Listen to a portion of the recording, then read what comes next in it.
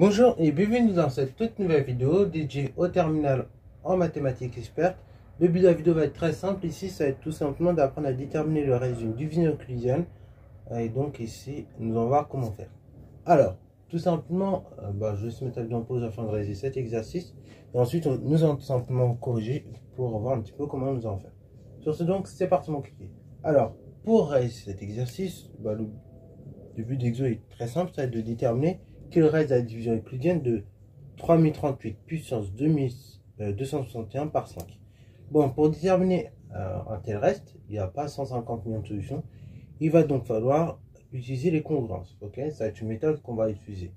Donc, pour utiliser les congruences, dans un premier temps, il va falloir donc étudier la congruence.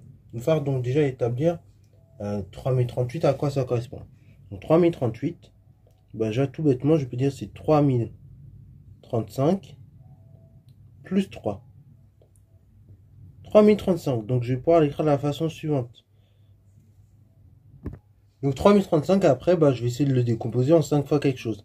Donc je peux dire tout simplement, c'est 5 fois 607 plus 3.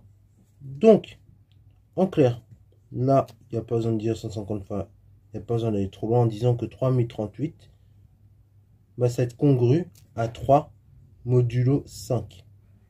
Ok? Ainsi, du coup, si on enlève tout la puissance, 3038 puissance 261, ça, c'est congru à la chose suivante, 3 puissance 261, modulo 5.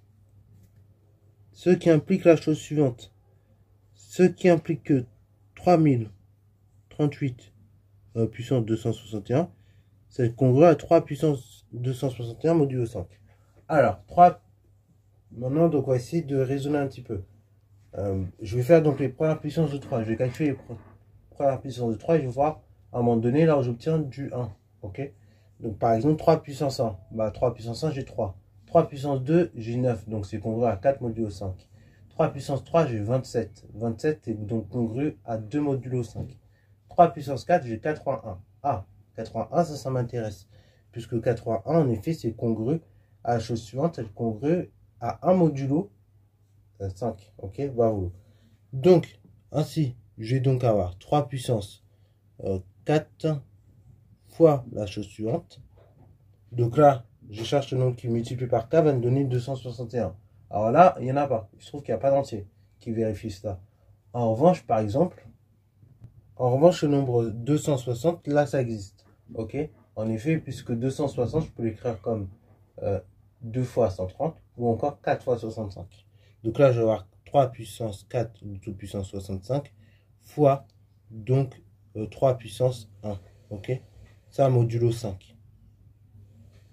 Du coup, ça implique que 3038 puissance 261, ça sera donc congru à 3 puissance 4, donc 81 modulo puissance 65, fois 3 puissance 1 modulo 5. Or, on a dit 81, c'est congru à 1 modulo 5. Donc, il va se passer la chose suivante. Et 81 puissance 65, je peux donc dire que c'est congru à 1 puissance 65 modulo 5. Donc, je peux dire comme 1 à la puissance n'importe quoi, ça fait toujours 1. Ça fait donc 81 puissance 65 est congru à 1 modulo 65. D'où l'implication suivante. J'ai donc 3038 puissance 261 qui est donc congru à 1 fois 3 puissance 1 modulo 5. Et là, je termine l'exercice en disant donc que 3038 puissance 261, c'est donc congru à 1 fois 3 puissance 1, c'est-à-dire 3 modulo 5.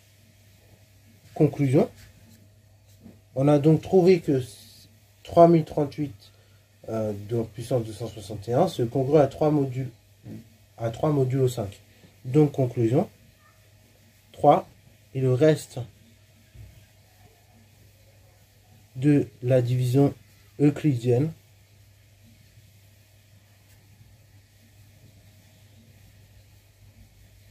de 3038 puissance 261 par 3. Ok? Oui, par 5. Ok, sinon par 3 ça n'a pas de sens. Voilà, et donc là je finis l'exercice de cette manière-là. Donc là on a vu ainsi une deuxième utilisation possible de la congruence.